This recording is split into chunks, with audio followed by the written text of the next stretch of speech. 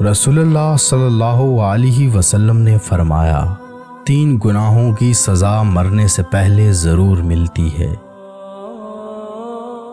ظلم، قطع رحمی اور جھوٹی قسم۔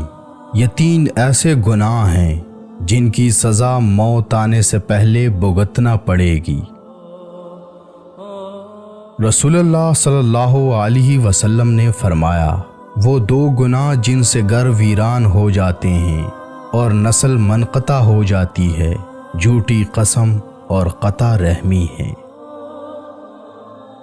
میری امت کے بوڑھے کی عزت کرنا میری عزت کرنا ہے۔ تم مجھے ضعیفوں اور کمزوروں میں تلاش کرو، کیونکہ تم کو رزق اور نصرت ضعیفوں کی برکت سے دی جاتی ہے۔ جنت میں ایسے لوگ داخل ہوں گے جن کے دل چڑیوں کی طرح نرم ہوں گے۔ کھانے سے پہلے وضو کرنا تنگ دستی کو دور کرتا ہے۔ کھانے کے بعد ہاتھ منہ دھونا پاگل پن کو دور کرتا ہے۔